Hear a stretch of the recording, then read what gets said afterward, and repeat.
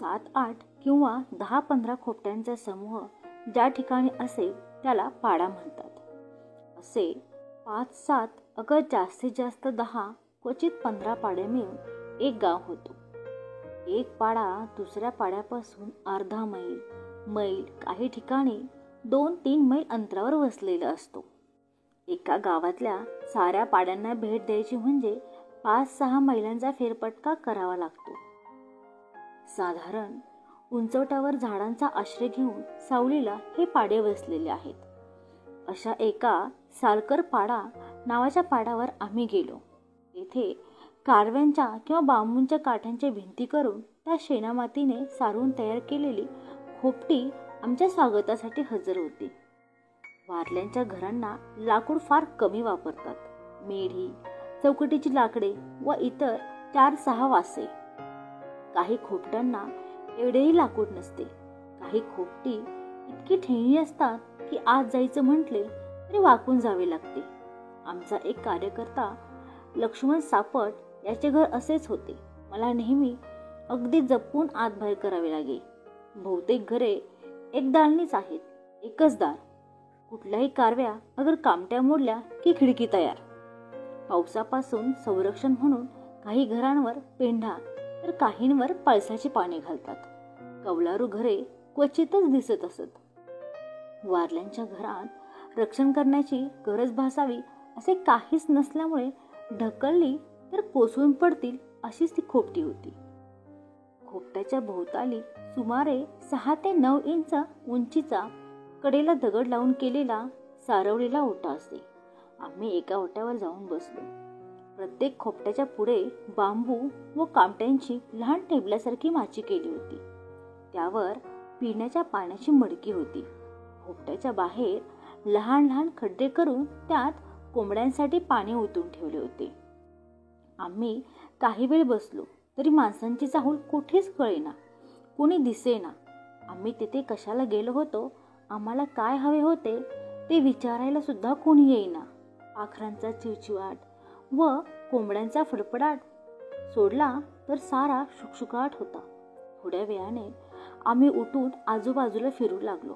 एका ठिकाणी केविलवाणी दिसणारी मुले बसलेली दिसली. त्यांना सांभाळण्यासाठी घरी राहिलेली 1-2 मुले तेथे शेजारी उभी होती.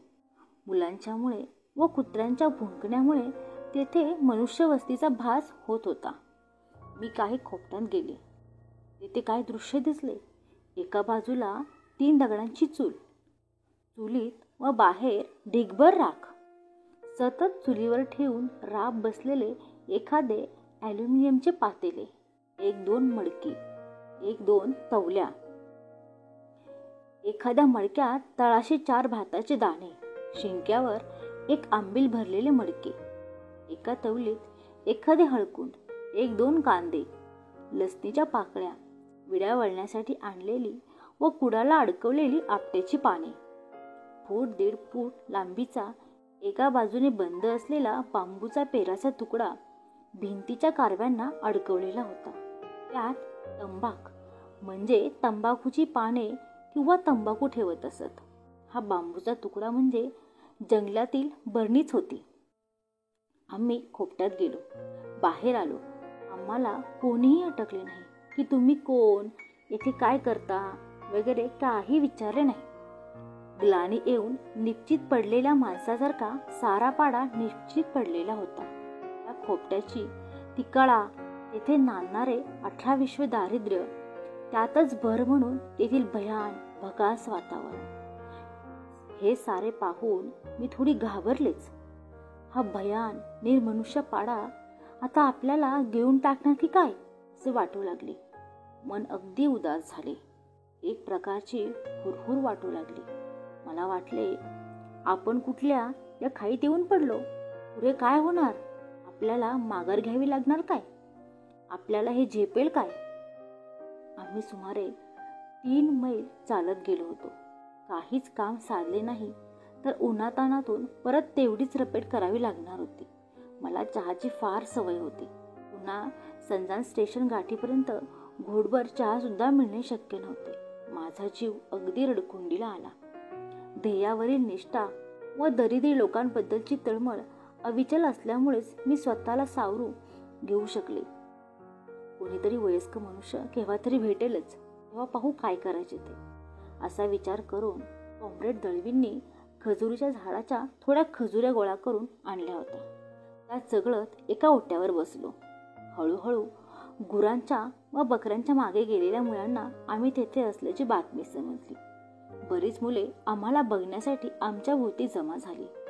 कोणी हातातल्या काठ्यांवर हणवटं ठेवून तर कोणी तशीच उभी राहून नुसती आमच्याकडे टकमका बघू लागली. घरातली मोठी माणसे कुठे आहेत अशी चौकशी त्यांच्याकडे केल्यावर समजले की गावातली सारी जाणती माणसे एकूण एक जमीन मालकाच्या वेठीला गेलेली होती. त्या मुलांपैकी एक दोन समंजस वाटली. त्यांना आम्ही सांगितले, मोठ्या माणसांना जाऊन सांगा की टिटवाळ्याच्या सभेतील लोक आले आहेत. त्यांनी तुम्हाला बोलावलं आहे. त्यांना घेऊनच तुम्ही परत या. त्या मुलांनी आपापसात काहीतरी कुजबूज केली व ती मार्गाला लागली. ती आमचा निरोप पोहोचवणार की काय करणार आम्हाला काहीच समजलं नाही. त्यानंतर बाकीच्या मुलांपैकी बरीचशी पांगली व आम्ही त्यांच्या नजरकैदेतून सुटलो.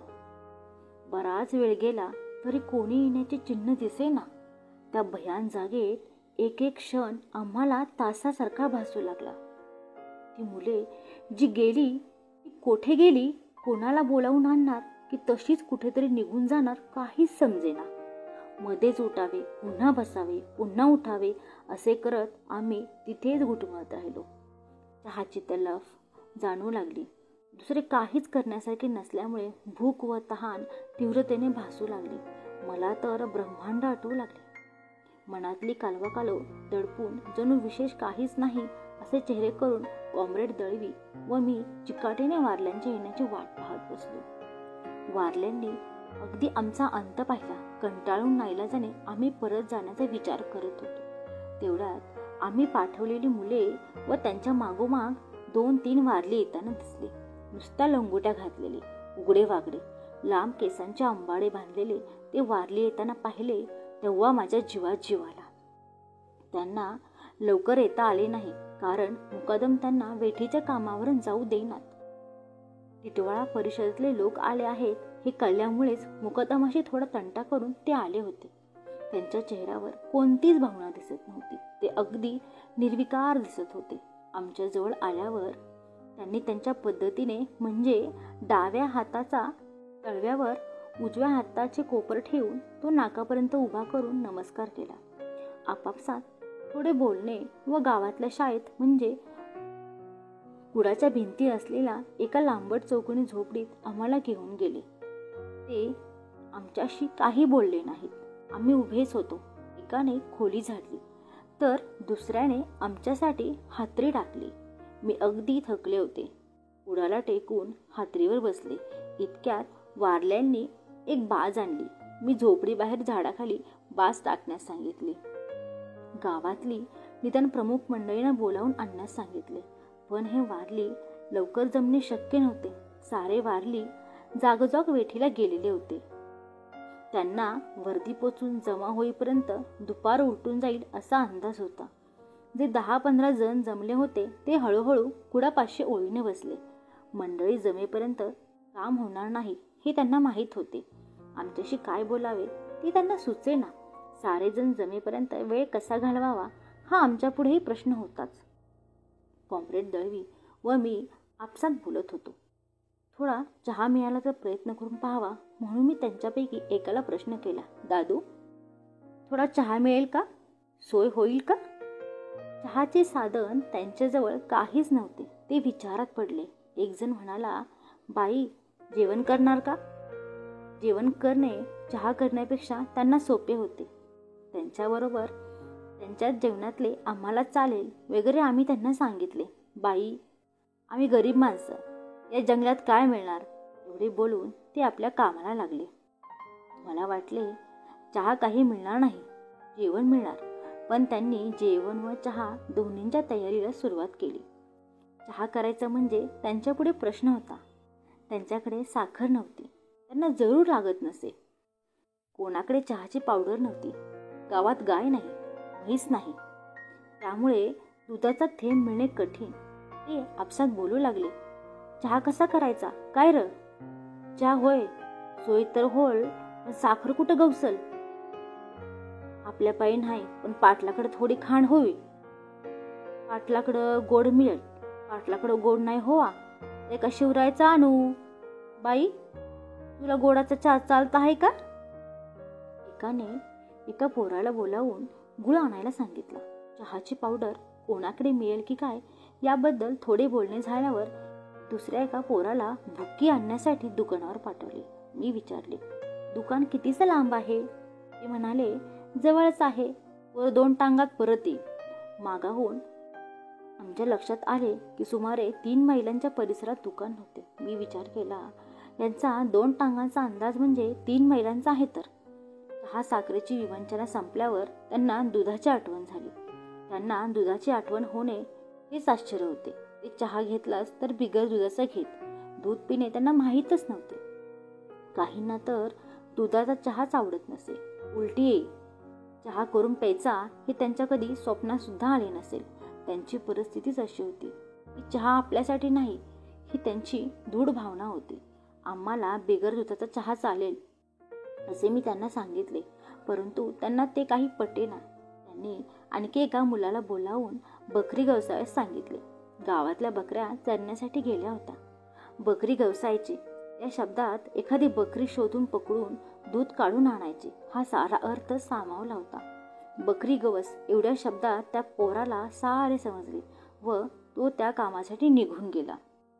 चहाची व्यवस्था झाल्यावर ते जेवणाच्या खटपटीला लागले. जेवण म्हणजे त्यांची ती खटपटच होती.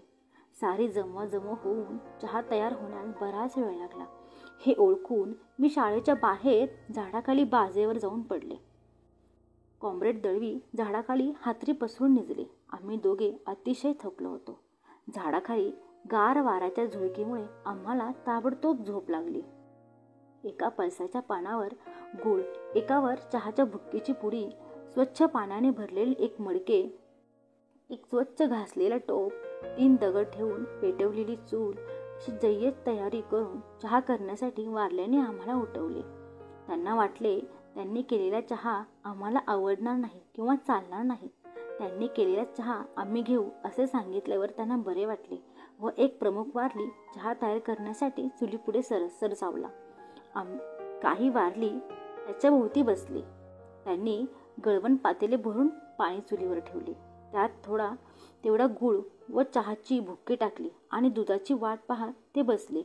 सुमारे अर्ध्या तासाने एका पोराने पळसाच्या पानात दोणात बकरीचे दूध आणले. तेही त्या पातेल्यात ओतून ते सारे गरगट पाण्याला थोडा चहाचा रंग येईपर्यंत खळखळा उकळले. सगळ्यांच्या अगोदर पाहुण्यांना चहा प्यावा म्हणून प्रथम 2 लहान लहान पितळ्यात चहा ओतला. वारल्यांना आम्ही आमच्याबरोबर चहा घेण्यास सांगितले. तेव्हा प्रत्येकाने एक पळसाचे पान घेऊन ते द्रोणासारखे वळवून हातात धरले. चहा करणाऱ्याने प्रत्येकाच्या द्रोणात घोट घोट चहा ओतला.